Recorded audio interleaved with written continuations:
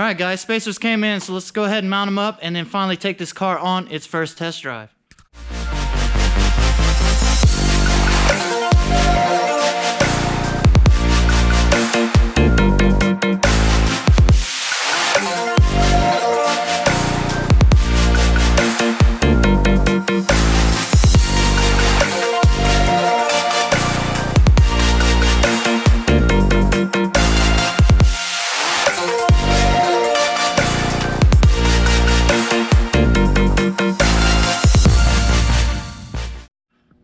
Alright guys, welcome back to the channel. So now we're going to go ahead and install these spacers onto the car, get the clearances we need for the front basically, and I want the rears to look unison with the front. So I went ahead and got 15mm spacers for the front, and then I doubled the size and went with 30mm in the rear. And that is because I do have 11mm offset bump steer spacers in the front. So basically it's going to give me 26mm of spacing with this combined in the front, and then we'll have 30 in the rear. So we're just going to see exactly how it looks once I got them mounted up and how flush it's going to become to the fender edge right here. So if you see the tire right here, how it is, it should bring that out more flush. So looking forward to see how that is. And there's a couple of things that I need to do first before we get this thing on the road. Is I'm going to make a couple fuel adjustments on the fuel pressure regulator, and you know, turn the car on, warm it up, and just get some things worked out before we take it on its first run. So let's go ahead and do it.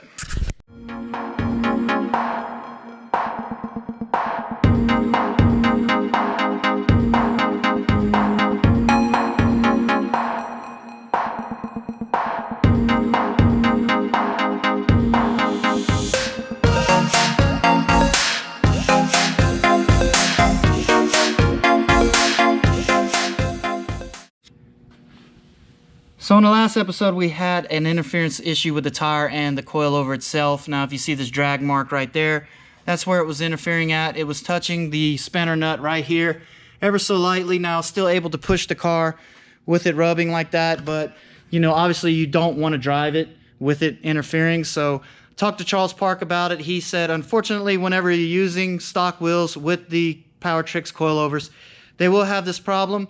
You have to use a spacer. He did not know I had stock wheels, and you know, that's where the miscommunication came from, but that's not a big deal. We're going to take care of it real quick. And the way that this spacer here works is it utilizes the factory studs. You bolt it onto the hub with that, and then you're going to utilize these new studs here to go through the rim itself. And if you see the back of the rim, it's actually recessed in between, so we'll have no problem with the clearances for the lugs sticking out slightly. And the center bore on this is 66.1, and that fits this rim perfectly. So these are in fact made for Z cars whenever I looked them up. I'll put the link in the description if you guys are wanting to source some of these out for your ride. Check out the link and you'll be able to find them. So let's go ahead and mount them up, get the tires on, and see what difference it makes. Alright guys, well, I was doing a quick test fit to see exactly how this all will fit and look, and upon doing that, I noticed whenever I was looking at the studs, it seemed to have more sticking out than expected on the spacer, and the back spacing is limited to what the relieves are, and I don't want to grind into the hubs of these wheels. So to remedy all that, I plan on getting me some aftermarket wheels later on, and whenever I do that, I'm going to get some extended studs. So we are sticking out just a couple threads too deep, so I'm just going to take this off. I'm going to cut back a couple threads off of each stud so that I can bolt these back on and get the proper clearance we need in order to mount those rims onto this spacer. So project life with the Z car, that's how it's been with this thing. I get 2 steps forward and I have to take 2 steps back. So let's go ahead, chop these off real quick, and just remedy that whole situation and get these things mounted.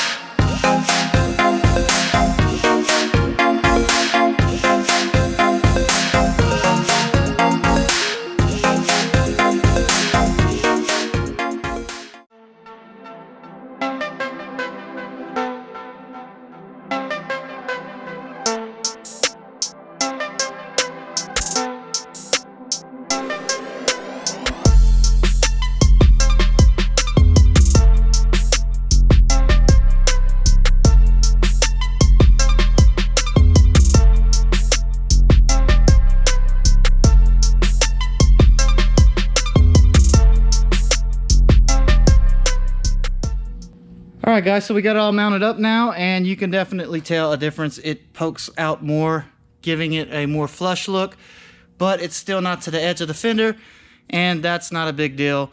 Now, once I get new rims, I'll get extended studs and everything to replace the ones I chopped, but that was something that had to be done in order to get these rims to fit flush, and I'd rather cut studs than, you know, dig into the rims. So, with that being said, it looks a lot better. I'm liking it. Now I need to adjust the front camber a little bit more. I'm gonna have to move these two bolts back a little bit on the next hole so that I can, you know, be able to push the camber more positive, and that will take care of the camber issues in the front. Now the rear, that's a whole different animal. I need to get up underneath there and see if I can get a little bit more out of it, but it does have the 1.5 camber adapter plates on the back of it, I saw.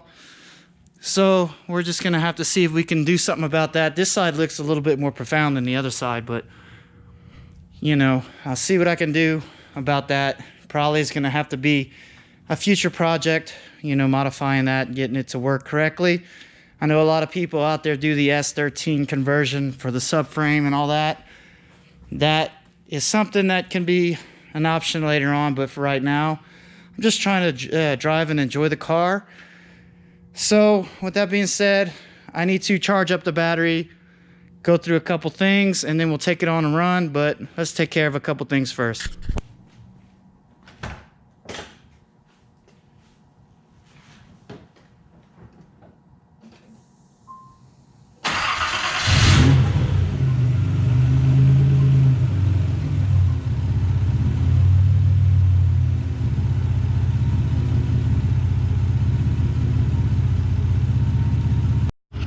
All right, guys, so where I left off with this car before I started doing all the suspension upgrades and everything, I was in the process of tuning the Apex, the SAFC2 unit to the T3 T4 turbo that I installed on the car. Now, I was making good headway with that. Then we started having an overheating issue, but as you can tell, we're close to Scorchio right now, and that's the Apex unit. And basically what it is you go through, you got 12 different settings as far as the RPM range goes, all the way up to red line. So those are the stages you adjust the fuel trim at. And right now I got it at a +2 on the idle. And now if I went back, that would take away, it would go leaner, which it is. Go back to where it was, and I add one, it'll go richer, which it is.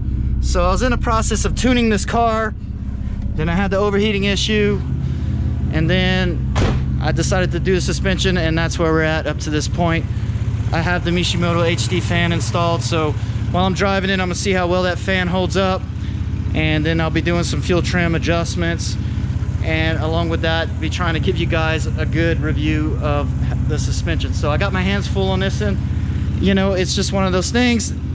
We're just at the stage of the project, so there's gonna be more content coming, hit and miss in between, because I'm going to be moving on here shortly to the M3 project, because I got to get this motor swapped into this car. So hopefully, you know, in between I'll be doing, you know, some more, you know, tuning and driving this car and stuff, and I'll throw those, you know, in between the M3, but that's kind of where we at on a stage of this build. So I'm gonna make some little adjustments to the fuel trim, add the fuel pressure regulator and stuff. I'm gonna take a little bit of fuel out because I do have it set relatively high at idle, and you know, hopefully that'll get me closer to 0 on the apex unit to give me a good starting point for tuning it up to the higher RPM range. And yeah, we'll just go from there, guys. So be back here in a minute and we'll take it on a test drive. So I got the temperature up to where it started rising on the heat indicator on the gauge, and then I turned the Mishimoto fan on and that brought the temperature back down right in the middle. So we're doing good. The fan seems to be working properly, so that's a plus on that. And right now we are right about a little bit, you know, richer than Scorchio at a +2.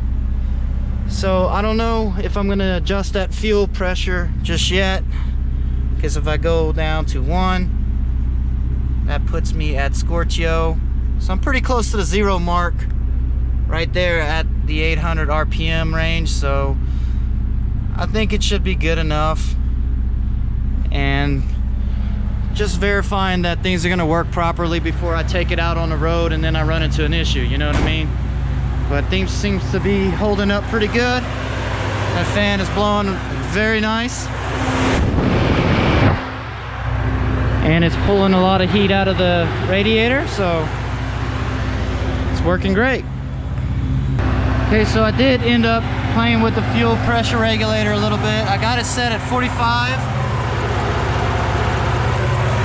And at 45 seems to be the sweet spot on this car at idle, because when I went down to 40, it just would take more adjustments to bring it to Scorchio, and then I would slowly bring it up. And basically this is the sweet spot right here, +2 at 800 RPM, and we are close enough to Scorchio.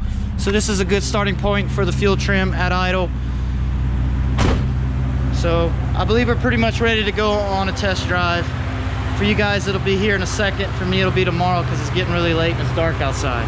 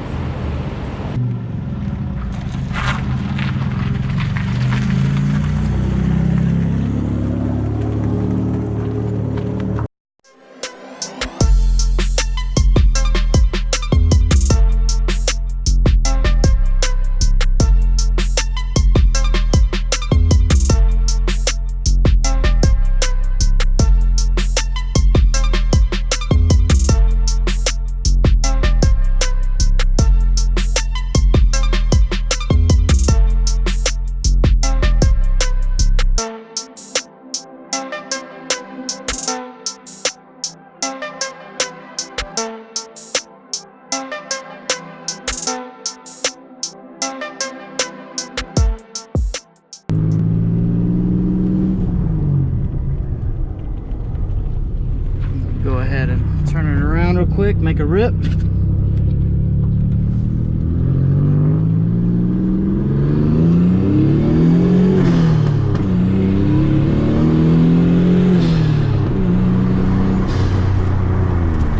Scuff in the pads. See how well she handles. Oh yeah, this is like a whole different car now.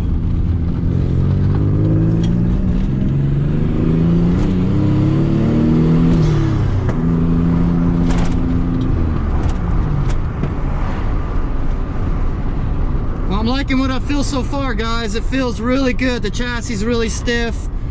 Car's driving good. I need to go get some gas and we'll drive it some more and we'll just see how well she does.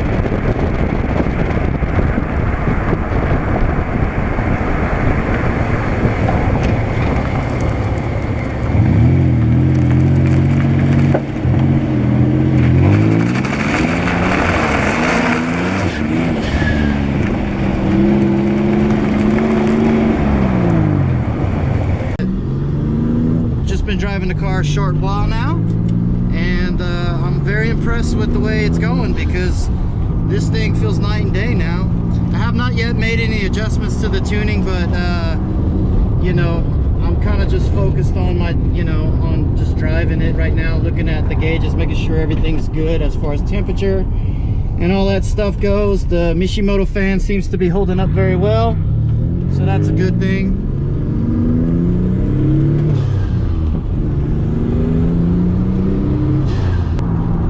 And the coilovers, they actually feel pretty comfortable. I'm very impressed with it. I'm happy with the spring rates. 8 kg front, 6 kg rear seems to be a good combination for, you know, everyday driving. So, and yet it's still stiff enough to feel planted around the corners, so that's a good thing. So now I'm just gonna cruise a little bit, looking at my ratios. They're right about Scorchio at cruising, so that's a good thing as well.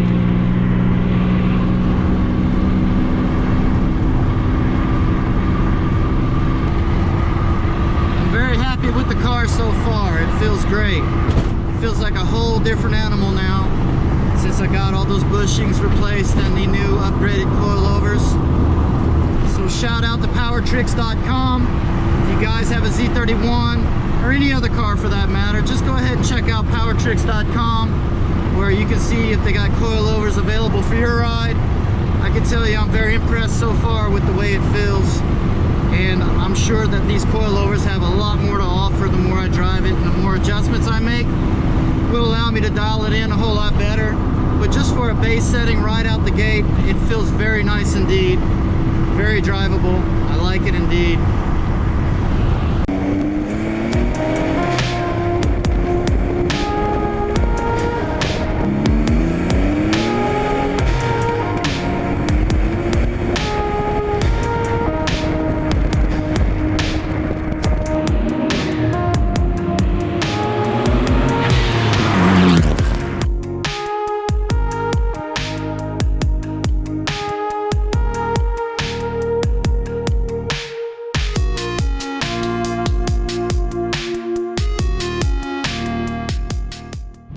Alright guys, I hope y'all have enjoyed this episode of Import Modify. We finally got the Z31 Turbo back on the road, and I'm very satisfied with how the coilovers feel, along with the bushings that I've installed. And now that I've driven it and let the suspension settle a little bit, I'm going to make a couple tweaks here and there, and I'm going to increase the dampening just a little bit more, and I'm also going to lower the rear ride height down just a little bit more so that it better matches the front.